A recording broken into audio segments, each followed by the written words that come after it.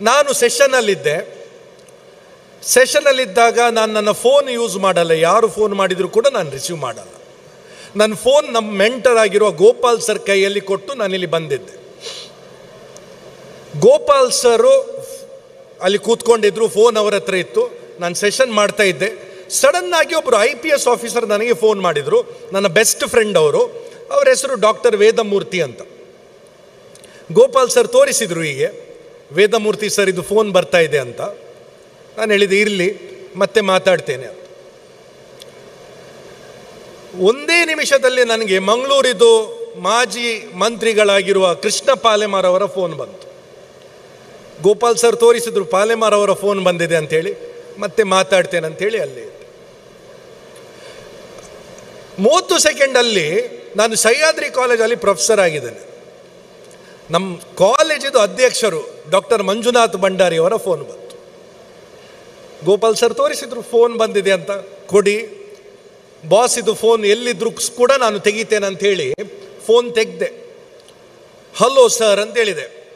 ಏನು ನನ್ನ phone receive ಮಾಡಲ್ಲ ನೀನು ಅಂತ ಕೇಳಿದ್ರು. ಇಲ್ಲ ಸರ್, ನೀವೀಗ ಮಾಡಿದಷ್ಟೇ, ನಾನು ತೆಗ್ದೆ ಅಲ್ಲ ಫೋನು ಅಂತ ಹೇಳಿದೆ. ಆಗ ವಾಯ್ಸಲ್ಲೇ ಗೊತ್ತಾಯ್ತು ನನಗೆ, ಇದು ಮಂಜುನಾಥ್ ಭಂಡಾರಿ ಸರ್ ಅಲ್ಲ, ಇದು ವೇದಮೂರ್ತಿ ಸರ್ ಅಂತ.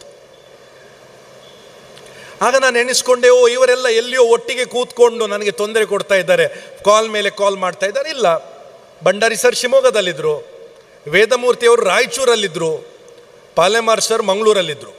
ಒಂದು ಸಾಫ್ಟ್ವೇರ್ ಇದೆ, ಆ ಸಾಫ್ಟ್ವೇರ್ ಹೆಸರು ನಾನು ಹೇಳಲ್ಲ.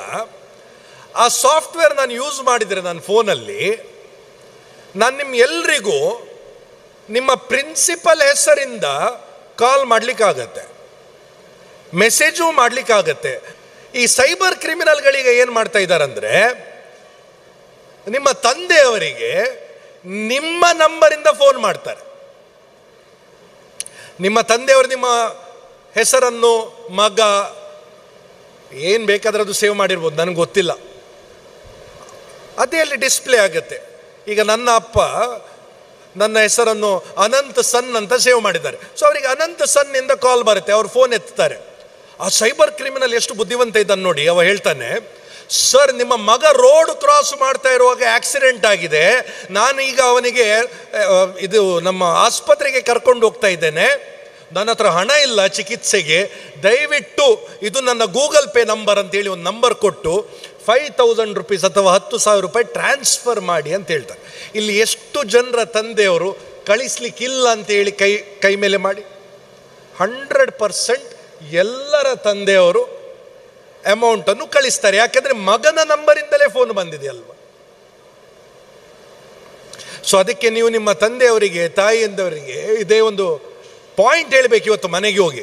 ಯಾರೇ ನಿಮಗೆ ಈಗ ಫೋನ್ ಮಾಡಿದರೆ, ನನಗೆ ಆಕ್ಸಿಡೆಂಟ್ ಆಗಿದೆ ಅಥವಾ ನನಗೆ ಪೊಲೀಸರು ಹಿಡಿದಿದ್ದಾರೆ, ಏನೇ ಹೇಳ್ಬೋದು, ನನ್ನ ನಂಬರಿಂದಲೇ ಫೋನ್ ಮಾಡಿ.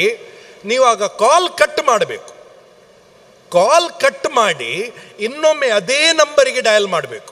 ಅವರು ಎಲ್ಲಿಯಾದರೂ ಆ ಸಾಫ್ಟ್ವೇರ್ ಯೂಸ್ ಮಾಡಿ ಡಯಲ್ ಮಾಡಿದರೆ ಅದು ಅವರಿಗೆ ಹೋಗಲ್ಲ, ಆ್ಯಕ್ಚುಯಲ್ ನಂಬರಿಗೆ ಕಾಲ್ ಹೋಗುತ್ತೆ. ಇಂಪಾರ್ಟೆಂಟ್ ಪಾಯಿಂಟ್ ಇದು. ಮಂಗಳೂರಲ್ಲಿ ಸಾಕಷ್ಟು ಜನರು ಈ ಸೈಬರ್ ಕ್ರೈಮಿಗೆ ಒಳಗಾಗಿದ್ದಾರೆ.